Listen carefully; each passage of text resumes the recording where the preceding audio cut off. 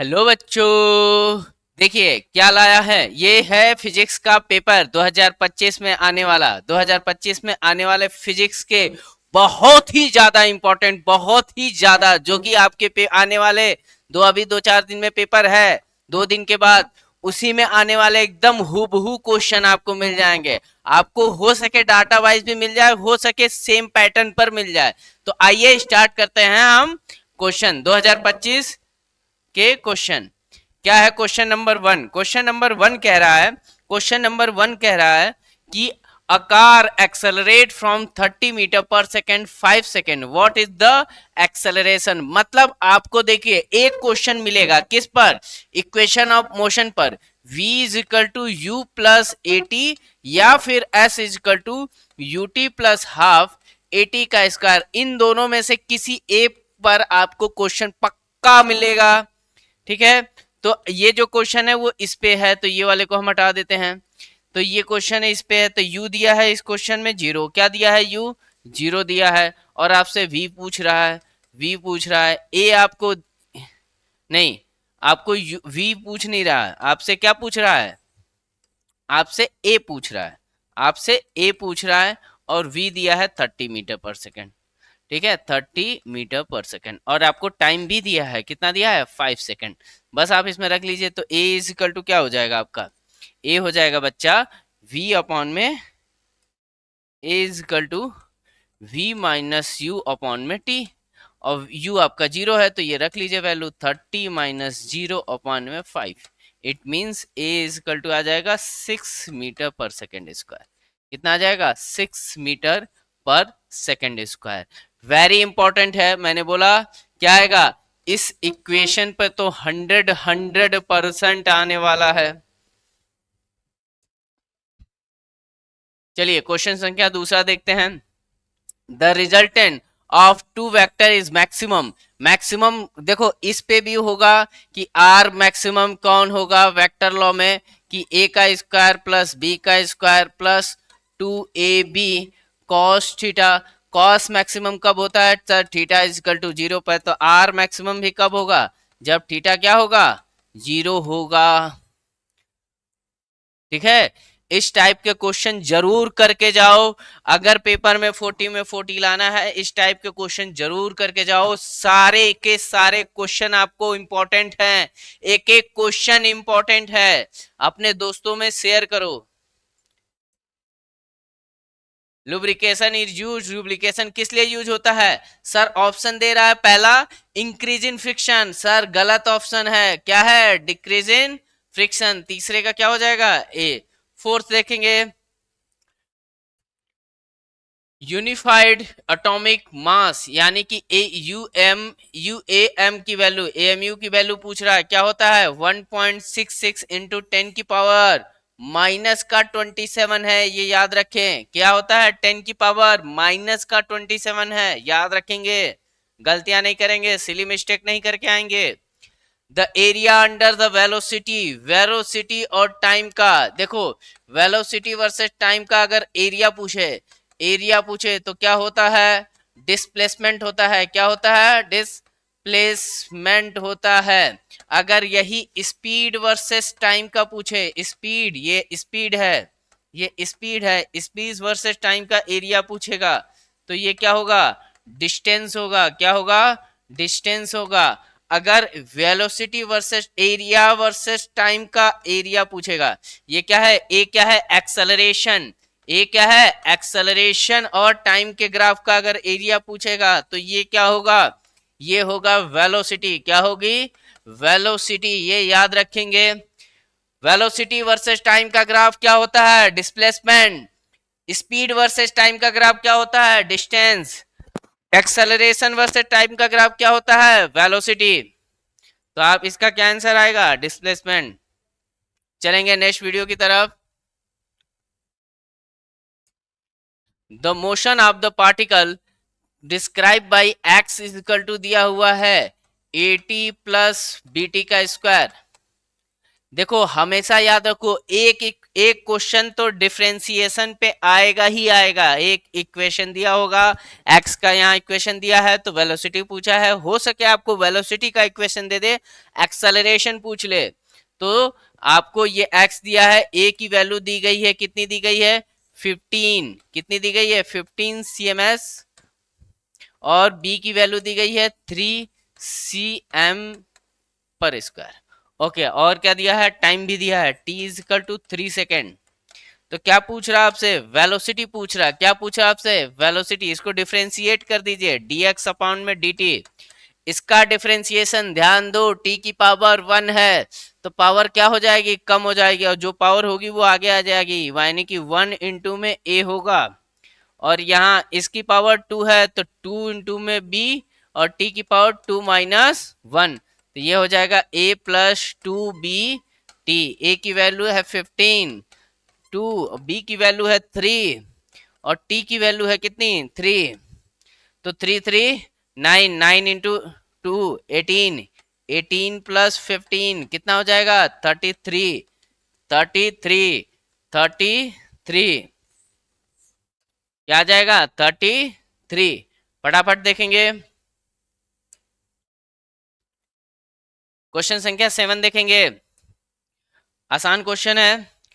A large force acting on the body on the short time, the impulse imported change to, अरे sir impulse क्या होता है, change of momentum के बराबर, याद रखें, एक इम्पल्स, इम्पल्स, मोमेंटम और फोर्स, इन तीनों के रिलेशन पे एक क्वेश्चन 100% बनेगा। एक क्वेश्चन इम्पल्स, मोमेंटम और फोर्स से रिलेशन पे 100% बनेगा, तैयारी करके जरूर आएंगे।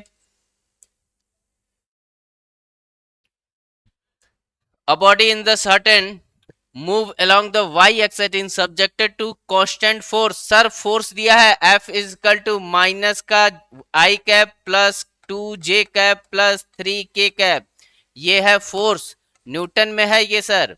ओके, S की वैल्यू दिया है 4 मीटर, वो भी कैसा, y के साथ, यानी कि j कैप लगा देंगे। अब देखिए आपको एक क्वेश्चन फोर्स वर्क के रिलेशन पे मिलेगा, फोर्स वर्क इजकल टू क्या होता है एफ डॉट एस, क्या होता है एफ डॉट एस, इस पे भी एक क्वेश्चन मिलेगा ही मिलेगा, ठीक है।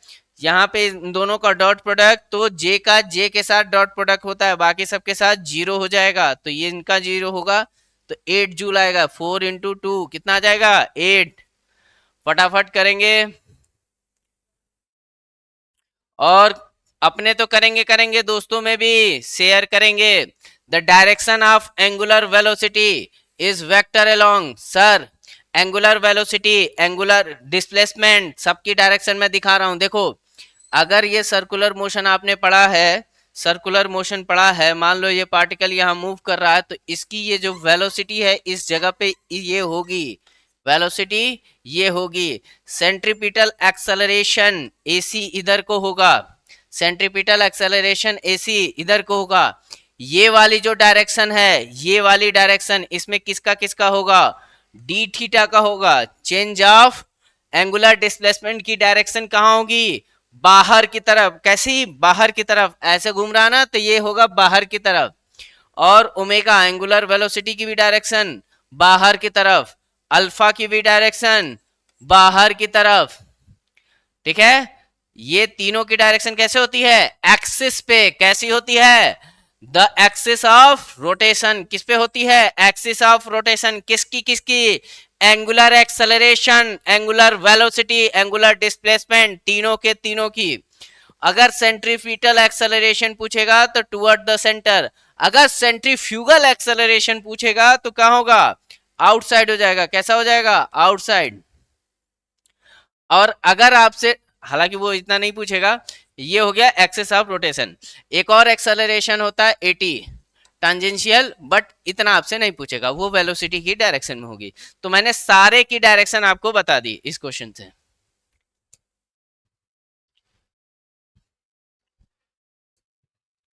When the torque acting on upon the system is zero, which of the following to be constant. देखो टॉर्क जीरो है, टॉर्क जीरो है यानी कि बॉडी क्या है, बॉडी जो है सर्कुलर या रोटेशनल इक्विलिब्रियम में है। क्या रोटेशनल इक्विलिब्रियम में है। रोटेशनल इक्विलिब्रियम में होने का मतलब है जो एंगुलर मोमेंटम है सर, कौन, एंगुलर मोमेंटम यानी कि एल, ये क्या होगा, कांस्टेंट होगा। ये क्या होगा, कांस्टेंट होगा, क्योंकि टॉर्क इज इक्वल टू क्या होता है, DL upon D T.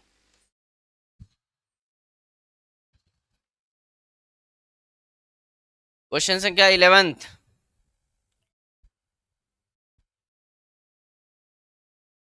The period of the moon rotation around the earth is nearly 29 days. If the moon is what two-fold is the present, कोई फर्क नहीं पड़ता है, सेम ही रहेगा। ये क्वेश्चन में डाटा भी नहीं चेंज होगा, यही का यही आपके पेपर में आने वाला है।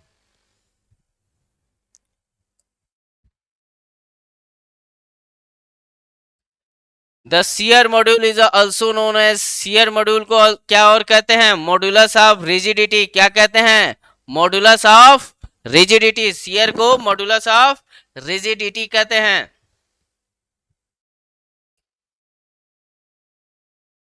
अ car tyre are hot, temperature बढ़ रहा, pressure of the goes molecule. देखो टेम्परेचर बढ़ेगा तो प्रेशर भी क्या करेगा, बढ़ेगा। क्यों, क्योंकि वॉल्यूम यहाँ पर कांस्टेंट होता है तो हाई हो जाएगा। चलिए, Which of the following quantity remain constant for the simple harmonic oscillator? Sir एक ही होता है, वो है फ्रीक्वेंसी, वो है frequency, option b. Joule is equivalent, joule किसके बराबर होता है, 10 की पावर 7 अर्ग के, 10 की पावर 7 अर्ग के, याद कर लो, वेरी इंपॉर्टेंट है। A runner cover a circular path R radius in 40 second. एक रनर एक सर्कुलर पास को 40 सेकेंड में कवर करता है, कितने सेकेंड में, 40 सेकेंड में, और जो इसकी रेडियस है वो आर है। तो टोटल डिस्टेंस कितना हो जाएगा, इसकी एस की वैल्यू हो जाएगी 2 पाई आर हो जाएगी। इतना तय करने में उसको टाइम कितना लग रहा, 40 सेकेंड लग रहा। ओके, अब कह रहा है हिज डिस्टेंस कवर। देखो यहाँ डिस्टेंस और डिस्प्लेसमेंट में आपसे एग्जामिनर कंफ्यूज कर सकता है। डिस्टेंस कवर यहाँ पूछा जा रहा है 2 मिनट और 20 सेकंड। सर 2 मिनट और 20 सेकंड को पहले टोटल सेकंड में बदल दो, तो 2 मिनट का हो गया कितना सेकंड, 120 सेकंड, और 20 सेकंड यानी कि 140 सेकंड। 140 सेकंड कितना टाइम है अब आपके पास, 140 सेकंड में कितना जाएगा, तो 40 40 40 कितनी बार, 3 बार, यानी कि 3 चक्कर, यानी कि 3 में 2 पाई आर, और बचा कितना 20, यानी कि हाफ, यानी कि पाई आर। तो ये कितना हो गया, 3 दूना के 6 प्लस 1 7, 7 पाई आर हो जाएगा, 7 पाई आर हो जाएगा। क्वेश्चन संख्या 17 क्या कह रहा है, which Newton law is real law of motion. Real law of motion जो है सेकेंड लॉ ऑफ मोशन होता है। क्या होता है, सेकेंड लॉ ऑफ मोशन। 18 क्या कह रहा है, rolling friction is, rolling friction हमेशा स्लाइडिंग से लेस देन होता है, और ये वेरी इंपॉर्टेंट क्वेश्चन है। क्या है, वेरी इंपॉर्टेंट क्वेश्चन।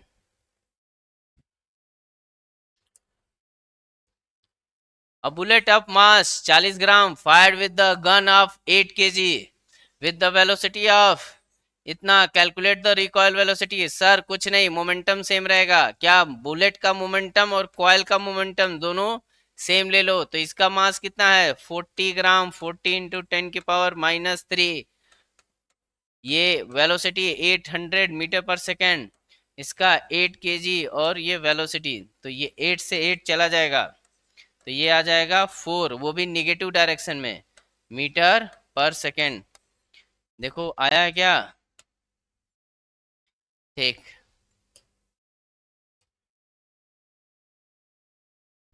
क्वेश्चन संख्या 20 क्या कह रहा है, क्वेश्चन संख्या 20, a body is being raise in the height in the from of the surface earth what is the sign work done, applied force वाला पॉजिटिव होगा और ग्रेविटी वाला निगेटिव होगा, ग्रेविटी वाला निगेटिव। कब, कब के केस में, जब बॉडी ऊपर जाएगी तब, जब बॉडी ऊपर जाएगी तब ग्रेविटी निगेटिव लेंगे, नहीं तो निगेटिव, अगर नीचे जाएगी तो ग्रेविटी पॉजिटिव लेंगे।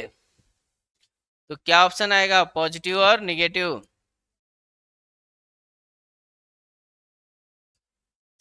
Work preferred an object does not depend, किस पे नहीं डिपेंड करेगा, तो इनिशियल वेलोसिटी ऑफ ऑब्जेक्ट पे नहीं डिपेंड करेगा, क्योंकि वर्क इजकल टू क्या होता है, एफ डॉट एस, मतलब फोर्स पे डिपेंड करता है, डिस्प्लेसमेंट पे डिपेंड करता है और उनके बीच के एंगल पे भी डिपेंड करता है।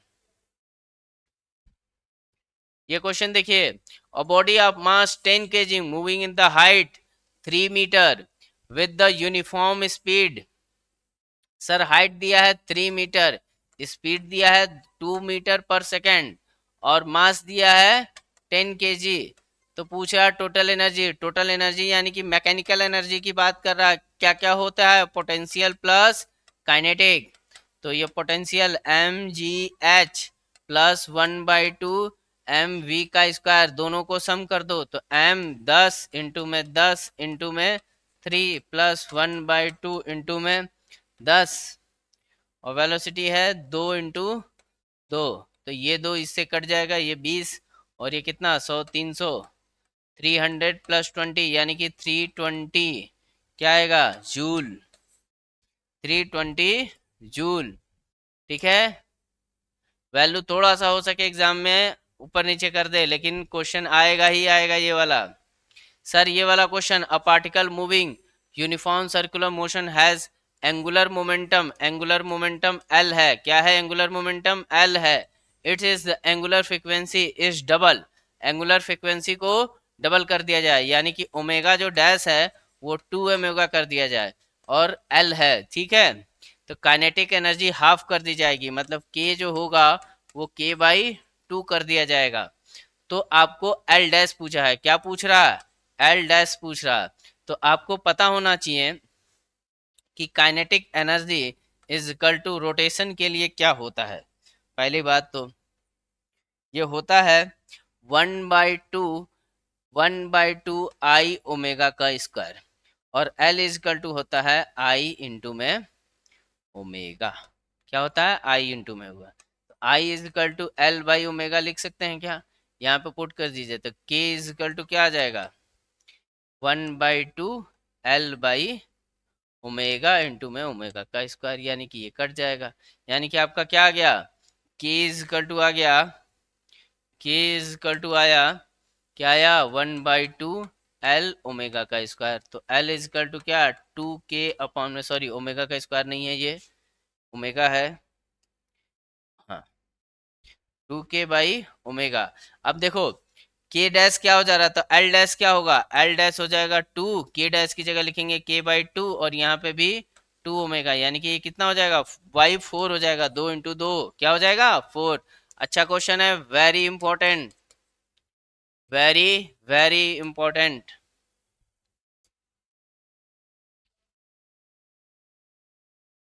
The velocity of center of mass of the system remain constant if the total external center of mass का velocity constant है, external force क्या होना चाहिए 0 होना चाहिए, ऑप्शन पढ़ने की जरूरत है ही कोना।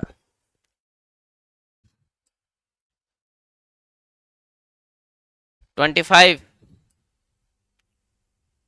फाइव क्या कह रहा है, the escape velocity of the from of the surface of the earth radius of क्या होगा 2g r, अंडर रूट में फिर से लिख दे रहा हूं 2g r, और ये क्वेश्चन वेरी इंपॉर्टेंट है, क्या है very important for exam purpose, ध्यान देंगे सभी के सभी।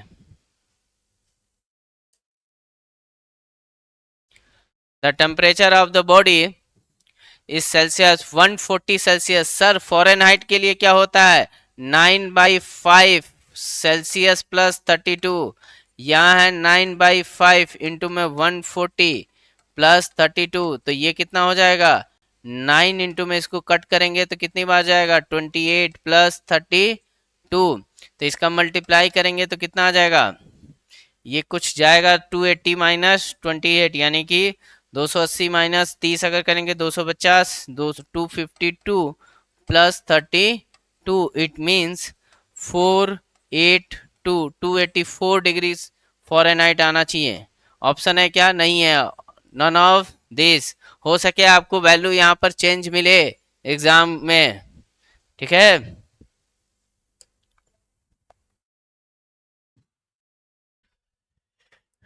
Which physical quantity does the applied of the SHM represent? ओहो, which physical quantity, एम्पलीट्यूड पूछ रहा है, एम्पलीट्यूड मैक्सिमम डिस्प्लेसमेंट एम्पलीट्यूड होता है। 28, which property of the sound wave is responsible for the formation of beats? Sir frequency जो है beats के लिए जिम्मेदार होता है। बीट्स बढ़ाने या घटाने के लिए क्या जिम्मेदार होता है, फ्रीक्वेंसी। क्या जिम्मेदार होती है, फ्रीक्वेंसी। याद रखें, वेरी इंपॉर्टेंट है।